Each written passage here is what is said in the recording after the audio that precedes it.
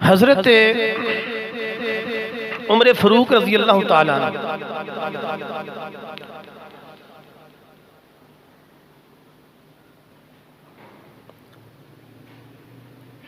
आपके इस्लाम लाने की वजह से इस्लाम को जो इज्जत मिली,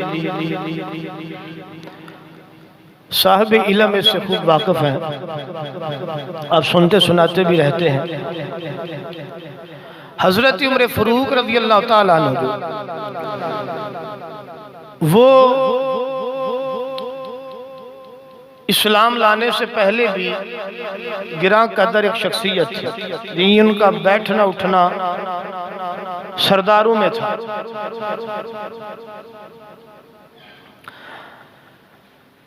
बहरहाल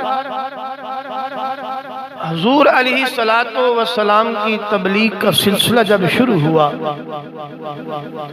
तो ये सिलसिला दिन ब दिन बढ़ता गया। एक दिन क्या हुआ कि मक्के के काफरों ने, अबू जहल ने, अबू लहब ने, उतबा, शैबा, ये जितने भी थे बड़े बड़े काफिर, इन्होंने एक मीटिंग रखी कि भाई इस्लाम को रोका जाए, दीन इस्लाम की नाउज़ुबिल्लाह सरको भी की जाए। और नाउज़ुबिल्लाह वहाँ उस मीटिंग के अंदर ये मामला तय पाया कि हुजूर अलैहिस्सलातु वस्सलाम का कत्ल किया जाए। अबू जहल और मजीद उसके सरदारों ने इनाम रखा कि जो भी ये काम सर अंजाम देगा उसको कितना मालो दौलत मिलेगा। उमर फारूक रज़ी अल्लाह ताला अन्हु की चढ़ती जवानी थी और अब दलेर भी थे। अभी आपने कलमा नहीं पढ़ा था।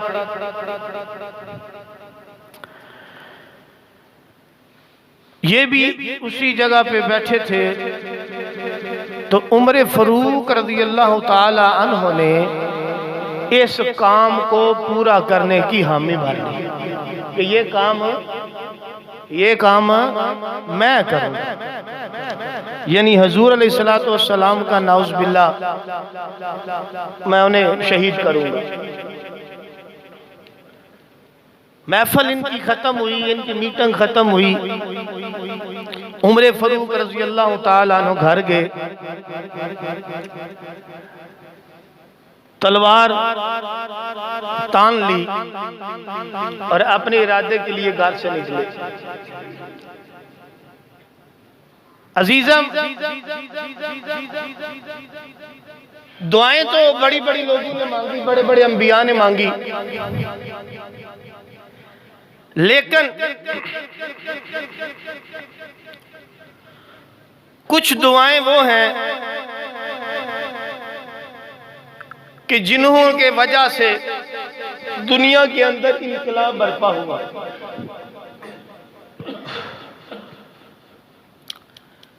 बैतुल्लाह शरीफ जब बना लिया गया, काबा जब बना लिया गया, अल्लाह का घर जब बन गया, एक दुआ उस वक्त मांगी अल्लाह के प्यारे पैगंबर हजरत खलीलुल्लाह अलैहिस्सलाम ने, और वो दुआ कबूल हुई। दुआ क्या थी? बिस्मिल्लाहिर्रहमानिर्रहीम। हजरत इब्राहीम अलैहिस्सलातु वस्सलाम ने जिस वक़्त बैतुल्लाह बना लिया, अल्लाह का घर बना लिया, तामीर मुकम्मल हो गई।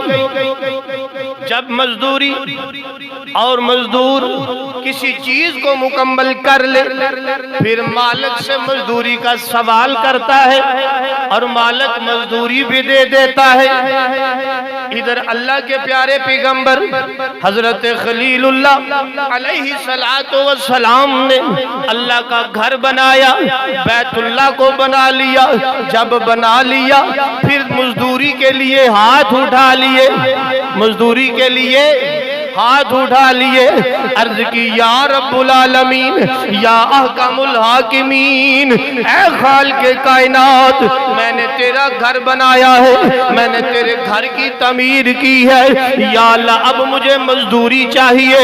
अल्लाह ने फरमाया ऐ प्यारे खलील तुझे मजदूरी कौन सी चाहिए?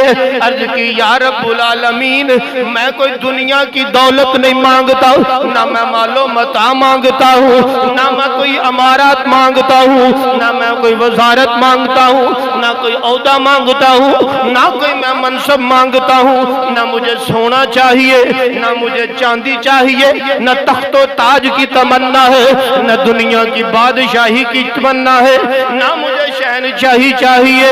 मालिक मैं ऐसी कोई चीज नहीं मांगता, लेकिन एक चीज मांगता हूँ, तुझसे तेरा महबूब मांगता हूँ,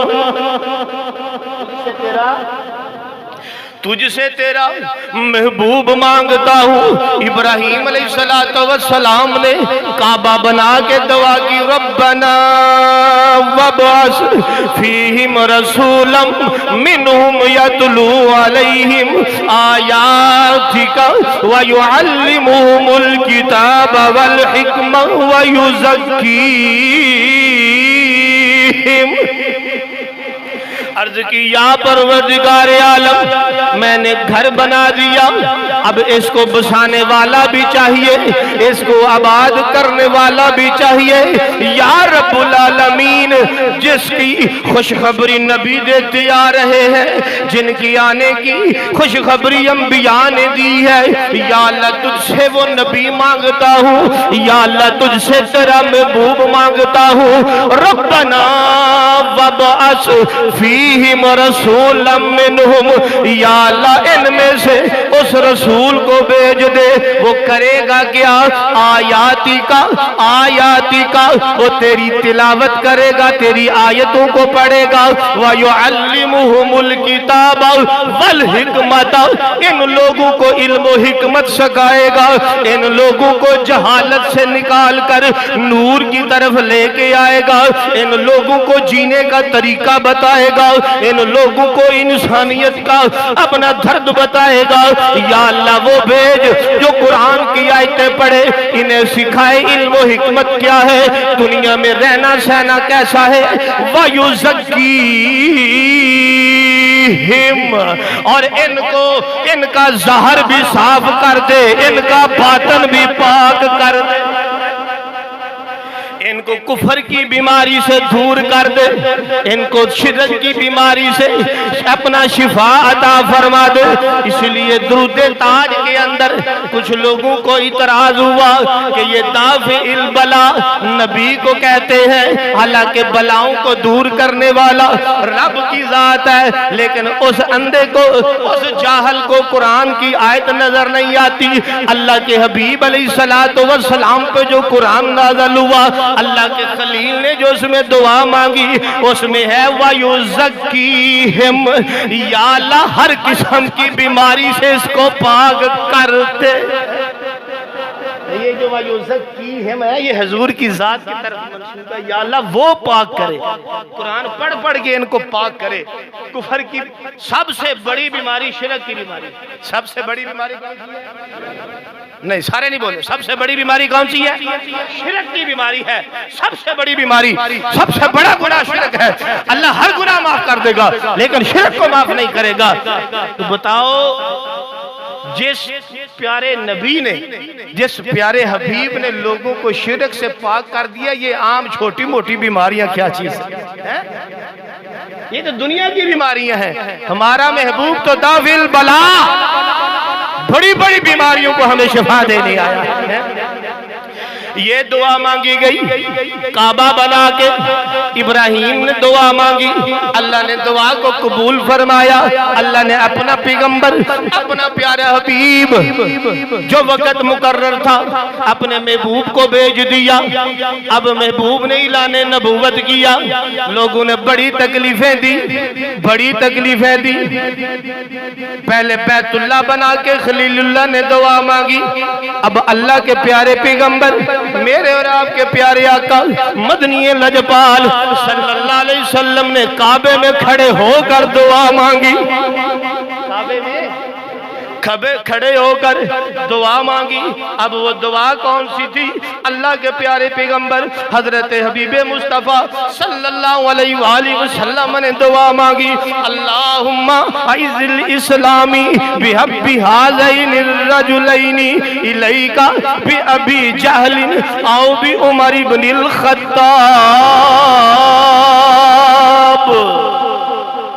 या अल्लाह, ज़बान जरा तर्जमा कर लेने, या अल्लाह अगर इस्लाम नू इज्जत देनी है, या अल्लाह अगर इस्लाम नू तकवीयत देनी है, या अल्लाह अगर इस्लाम नू फैलाना ही, या अल्लाह तू उमरा विचों अमर बिन हशाम अबू जहल नू कहंदे ने ते उमर बिन खत्ताब उमर फरूक नू कहंदे ने। अर्ज कीती या अल्लाह या अमर बिन हशाम दे दे या उमर बिन खत्ताब दे दे, दुआ चु दे दे, एक दे दे मालिक जो तेनू पसंद है ओ मैनू अता कर। दूसरी तिरमिज़ी शरीफ दी हदीस, इस दे अंदर अल्फाज कुछ और ने, थोड़े जे मुख्तलिफ ने। ये जड़ी हदीस हुण पढ़ी है इहदे विच दुआ दा नाम है, अमर बिन हशाब यानी अबू जहल दा नाम भी है, प्यारे उमर दा नाम भी है। लेकिन जड़ी दूजी तिरमिज़ी दी हदीस मुबारक है उस दे अंदर अबू जहल दा नाम कोई नहीं, बल्कि अल्लाह दे प्यारे हबीब हबीबे लबीब ने दुआ की थी, अल्लाहुम्मा अइज़िल इस्लामी बि उमर इब्निल खत्ताब खासा। या अल्लाह उमर मन्नू भी पसंद है, उमर दे दे, उमर दे दे।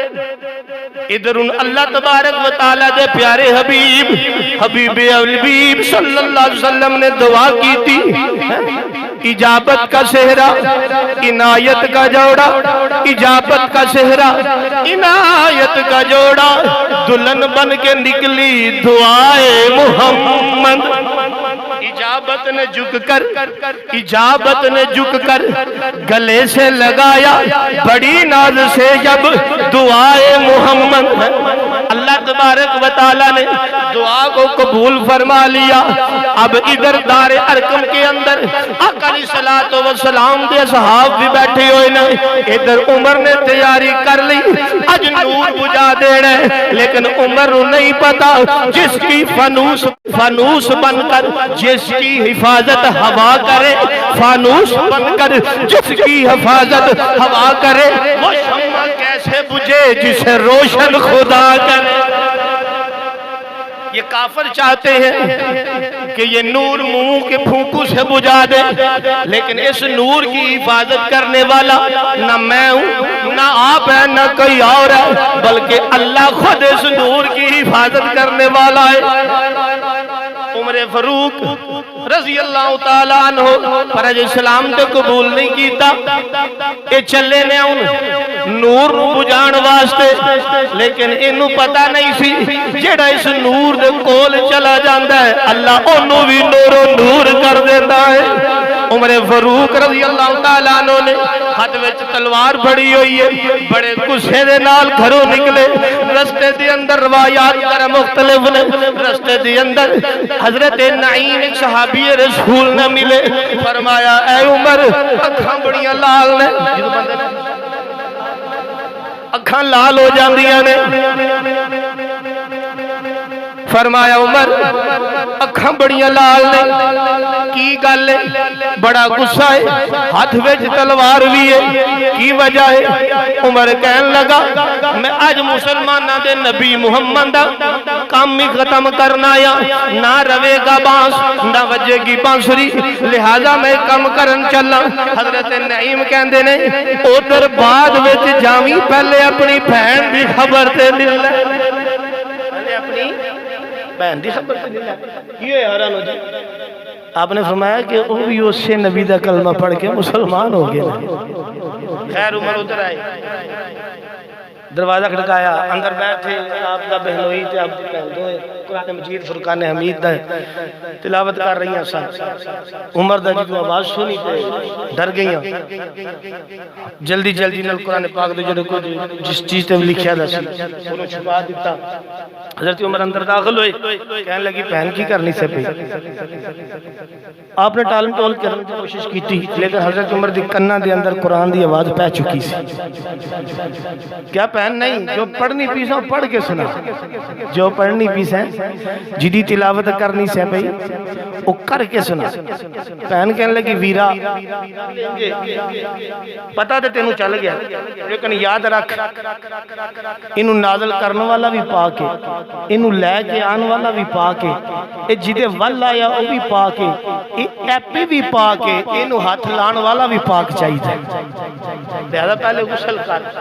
बहरहाल उमर फारूक ने गुसल किया या वुजू किया, बहन ने कुरान पढ़िया, कुरान सुनाया, अखा में आंसू आ गए, दिल नरम हो गया। कहने लगा भैन इंज कर चला तो हम लैन, हूँ मैं खुद विक गया। तो लिहाजा कुछ तो कहते हैं जी आपने गले में अपना रस्सी पाई या कुछ जिस तरह भी किया। बहरहाल इधर दारे अरकम के अंदर साहबा बैठे हुए ने, इधर उमर फारूक तलवार उसे तरह तानी, तलवार उसे तरह तानी फड़ी फड़ी फड़ी आ रहे हैं। साहबा ने अर्ज की थी हुजूर उमर आ रहे हैं, उमर आ रहे हैं। ते गालबन आप दे चचा सन दरवाजे दे कोल खड़े, हजरत हमजा या अब्बास। आपने फरमाया साथियों घबराना नहीं, जे चंगी नीयत ना है तो फाबी हाँ, नहीं तो ओदी तलवार नाल ओदा सिर ला दिया, घबराना नहीं। आका अलैहिस्सलातु वस्सलाम ने फरमाया मेरे गुलामों का वेखो तो सही, नजरा चुका के आ रहा है कि नजरा उठा के आ रहा है? नजरा चुका के आ रहा है गर्दन नू या उठा के आ रहा है? अर्ज की आका नजरा झुका के आ रहा है, नजरा नजरा नजरा झुका के आ रहा है। मेरे आका ने फरमाया मेरे साथियों मुबारक होए, उमर आया नहीं, उमर नू भेजिया गया। उमर आया नहीं, उमर नू भेजिया गया है। हजरत उमर फारूक रजी अल्लाह तआला अन्हु दरबार रिसालत के अंदर हाजिर हुए। आका अलैहिस्सलातु वस्सलाम ने आप दा हाथ फड़िया या आप दे करीब आए तो फरमाया उमर की गल है तेन? अर्ज की आका गल कोई नहीं, कलमा पढ़ा के गुलाम बना लो, कलमा पढ़ा के गुलाम बना लो। आका अलैहिस्सलातु वस्सलाम ने उमर फारूक नू कलमा पढ़ाया तो सारे सहाबा ने उच्ची नारा है तकबीर पढ़िया है। असी भी कुछ शेर पढ़ लेने जी आ ही गया।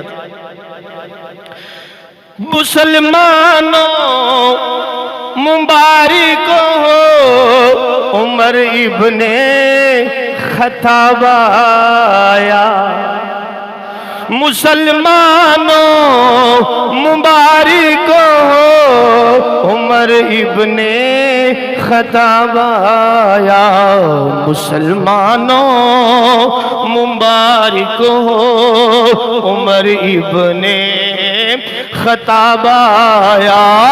जो मांगी थी खुदा से दुआएं, उन दुआओं का जवाब आया, मुसलमानों मुबारक हो उमर इब्ने। चला था जो खुदा का नूर बुझाने को, चला था जो खुदा का नूर बुझाने को, उसी नूर का बनकर उमर है गुलाम आया। मुसलमानों मुबारक हो उमर इब्ने खत्ताब आया। उन कुछ लोग हजरत उमर फारूक ते इतराज करते हैं, आप दी सहाबियत इतराज करते हैं। ते गल से नशीन कर लवो कि हजरत उमर फारूक नू किसी आम बंदे ने नहीं चुनिया, बल्कि खुद खाल के कायनात ने चुने। अपने महबूब वास्ते किन चुनिया? खालिक अल्लाह ताला ने। ते हजरत उमर फारूक ते एतराज करना रब ते एतराज। क्यों जी? कोई चीज कोई बनाए, कोई भी चीज ला लो, डेस्क ला लो, ऐ सही ना बने तो बंदा आखी यार सही नहीं बनया, ते एतराज डेस्क ते या जिन्हें बनाया ओदे ते? बोलो, जिन्हें बनाया है ओदे ते है। लिहाजा जेड़ा बंदा उमर फारूक दी सहाबियत ते एतराज करता है, वो उमर फारूक ते एतराज नहीं करता बल्कि खालिक कायनात ते एतराज करता है कि इन्हें दिता के हो जाए। लिहाजा खालिक कायनात खुद भी खरा है। अल्लाह ताला दी जात के अंदर किसी किस्म का कोई खोट नहीं। ते जिस महबूब वास्ते पसंद करना ही उस महबूब के अंदर भी कोई खोट नहीं। ते फिर अल्लाह ताला कोई खोटा बंदा भी ऐसे महबूब नूं दिंदा भी थे नहीं, इसलिए पसंद किया ते उमर फारूक खरा पसंद किया। हुण सवाल इत्थे हुंदा सी कि दोवां दा नाम लिया सी, अबू जहल ने क्यों नहीं पसंद किया? अजीज़म अबू जहल ओ जिद्दी सी, ओदे अंदर जिद सी, ओदी हत्थां दे विच मुठियां ने कलमा, कैंकरियां ने कलमा पढ़िया, ओदे सामने पढ़िया, लेकिन उन्हें कलमा उन्हें नहीं पढ़िया, यानी वो जिद के अंदर दयानात के अंदर ही। लेकिन उमर फारूक का दिल इस चीज तो जरा पाक सी। अल्लाह तबारक व तआला ने उमर फारूक अपने महबूब वास्ते पसंद फरमा लिया। गल्लां ते बहुत सारियां ने हजरत उमर फारूक रजी अल्लाह तआला अन्हु आप दे ये पैगामात जो हम सुनते रहते हैं कि आपका दौर खिलाफत भी आया और आपने 26 लाख मुरब्बा मील यानी आधी दुनिया पे हुकूमत भी की, और आपका ये ऐलान भी है कि अगर नहर फरात के किनारे के ऊपर बकरी का बच्चा या कुत्ते का बच्चा भूखा मर जाए तो क़यामत के दिन उमर की, बोलो उमर की है तो अड्डी तो नहीं होनी है, बोल छोड़ो उमर की पूछो यारो। जिसको जन्नत की बिशारत खुद महबूब ने दी हो, खुद खुदा ने बल्कि दी हो, वो उमर इतना खौफ करे मखलूक के बारे में कि बकरी का बच्चा या कुत्ते का बच्चा नहरे फरात के किनारे के ऊपर भूखा या प्यासा मर गया तो कल क़यामत के दिन उमर मुजरम है। यहाँ तो पूरा बलोचिस्तान मर रहा है, यहाँ तो पूरा कराची इस वक्त डूबा हुआ है, लेकिन हमें कुर्सी की पड़ी हुई है। किसी को उन गरीबों के पुरसाने हाल का ख्याल ही नहीं है।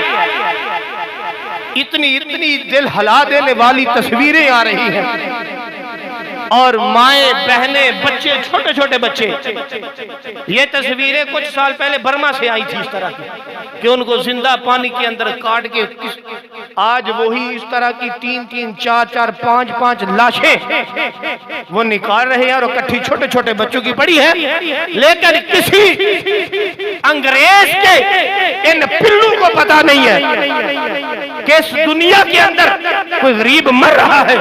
इनको गरीब याद आता है, सिर्फ एक ही वक्त में याद आता है, उसके वक्त, उसके बाद ये पूरे 5 साल उस गरीब को भूल जाते हैं। आज बलूचिस्तान के अंदर जो हाल हो रहा है आप भी देख रहे हैं और मैं भी देख रहा हूं। बताओ, अगर उमर फारूक जैसी हस्ती एक बकरी के बच्चे के भूखे मर जाने से लरसती है तो फिर इन जालिमों का अंजाम क्या होगा? और मैं और आप इस जुर्म के अंदर बराबर के हकदार हैं, बराबर के हकदार हैं। उन बच्चियों की और बच्चों की और माओं की सिसकियां जो वहां ले रहे हैं, और ये जालिम जाबर हुक्मरान इनको सिर्फ रुपया, पैसा, सीटें, हवस, ख्वाहिशात अपनी पड़ी है। किसी ने भी उनकी तरफ रुख नहीं किया, किसी ने भी नहीं किया। जब सलाब आके चला जाएगा फिर बड़ी बड़ी एनजीओ जागेगी, फिर अंग्रेज की वो इंसानी हकूक वाली नपड़ा मशीनें भी जागेगी। लेकिन अब इस वक्त जब वहां पे जरूरत है, ना अंग्रेज की कोई इंसानी मशीन की वो हकूक वाली जाग रही है, ना इनके अंदर कोई गैरत आ रही है। लेकिन जब इस्लाम के लिए कोई खड़ा होता है तो फिर इन कमीनों को इंसानी हकूक भी याद आ जाते हैं। अंग्रेज की इंसानी हकूक वाली मशीनरी भी जाग जाती है, सारी एनजीओज भी, और ये जो बैठे हुए हैं हरामखोर टीवी पे एंकर जितने भी हैं, इनको भी कमीनों को सवाए इन जालिमों के किरदार दिखाने के, इनके इर्द गिर्द घूमने के अलावा इनको भी बलूचिस्तान और कराची आज नजर नहीं आ रहा। पूरा कराची डूबा हुआ है, बलूचिस्तान डूबा हुआ है। आज हम उमर फारूक के कसीदे तो सुनते हैं, वाकयात सुनते हैं, लेकिन इनको अमली जिंदगी में अपनाने की भी कोशिश करो। वो उमर फारूक जिसने सारी उम्र कभी आटा छान के नहीं खाया, और अगर किसी ने क्या भी दिया, क्या उमर तुम्हारी रोटी इतनी सख्त होती है, तुम मैदे की रोटी क्यों नहीं खाते? उमर फारूक का जवाब यह था, क्या मैदे की रोटी मेरी रियाया के अंदर हर एक को मिलती है? जवाब आता था नहीं। उमर फारूक कहते थे, अगर मेरी रियाया के अंदर मैदे की रोटी किसी को नहीं मिलती तो उमर का भी ये हक नहीं कि ये मैदे की रोटी खाए। काले को पोस्ट मेरी नजर से गुजरी, वल्लाह ये झूठ है या सच होगा सच कि 9 करोड़ रुपया मौजूदा पंजाब का जो बना है डाकू, उसके बावर्ची खाने के लिए 9 करोड़ रुपया मुख्तस किया गया। मुझे बताओ, इसने सोने की कुकड़ियां खानी है?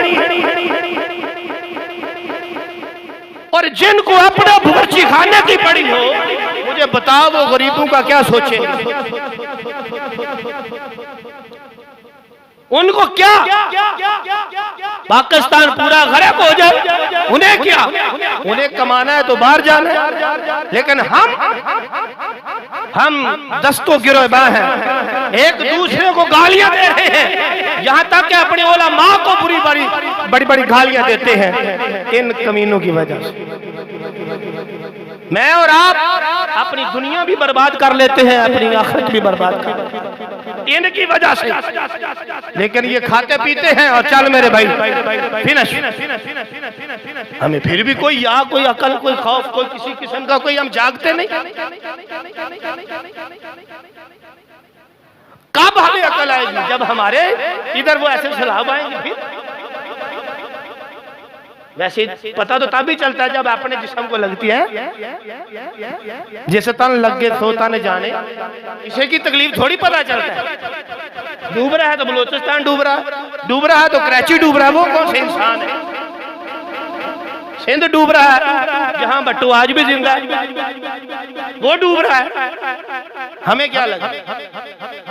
लेकिन याद रखेंगे, पता लगेगा जब आंखें बंद होंगी ना, कब्र में जाएंगे, फिर पता चलेगा कि हमें क्या लगे। फिर उस वक्त यही आवाज आएगी हाथ में गायबी से, हमें क्या लगे? जी आज हमें ख्याल कोई नहीं किसी का, पर हम सिर्फ अपने लिए जी रहे हैं, सिर्फ अपने लिए, अपनी जात का हम जी रहे हैं। कोई दर्द नहीं हमें किसी। आका अलैहिस्सलाम का फरमान तो ये है कि मुसलमान एक जिस्म की मानंद है। जिस्म के किसी हिस्से को दर्द हो, पूरा जिस्म बिलबिला उठता है। यहाँ तो पूरा इंसान काटा जा रहा है, पूरा इंसान ज़िबा किया जा रहा है, लेकिन हमें तकलीफ ही नहीं हो रही, इसलिए कि हमारे ज़मीर मुर्दा हो चुके हैं। और मुर्दा ज़मीर, इसको कोई परवाह नहीं होती, कोई जो कुछ मर्जी करे। इसलिए अपने आप का किबला दुरुस्त करें। उमर फारूक जैसा हुक्मरान मांगते हो तो जब आपके सामने उमर फारूक का गुलाम होता है, तुम कहते हो ना करना की मैं नाम नहीं लेना चाहता, फिर आपको बड़ी तकलीफ होगी कि मौलवी साहब ये करते हैं। हालांकि सियासत होती है यहाँ से शुरू, मिंबर रसूल से। कहाँ से शुरू होती है? और जो मिंबर रसूल को छोड़ के सियासत करता है वो यजीदियत होती है। ये आगे आ रहा महीना करबला का। जी हुसैन ने इतनी यूं ही 72 तान नहीं दे दिए थे, इसीलिए दिए थे कि यजीद ने मिंबर रसूल को छोड़ दिया था, उसने अपनी मर्जी से सियासत की थी। तो हुसैन ने फरमाया मेरे जिंदा होते हुए तू ऐसा कर सकता नहीं। और हम जो यहाँ बोले मौलिया का की काम है, साडा काम सिर्फ तुहानू जनाजे ही पढ़ाने, तुहाडे खत्म ही पढ़ने ना, तुहाडे नकाई पढ़ने ना बस। वो भी इन्हां को पढ़ाया करो, फिर तुहानू वेखिए तुसीं किन्ने को पानी। उदों तो मौलवी एक ऐलान ना करे, गलती ना रह जाए तो पूरे महल्ले नूं आवाज़ारी होण लग पैंदी है। फलाने ने कारी साहब नूं आख्या सी ऐलान करो जी, ऐलान ही नहीं कीता। हीरा जी इंज नहीं कीता, ये तुहाडी गैरत कित्थे चली जाती, मैनूं समझ नहीं आउंदी। उंज तुसीं मौलवियां दे खिलाफ हो, फुल बड़ा फुल, निकाह दी वरी, जनाजे दी वरी, ऐलान दी वरी, होर कोई छोटा मोटा काम इधर दी वरी मौलवी साहब,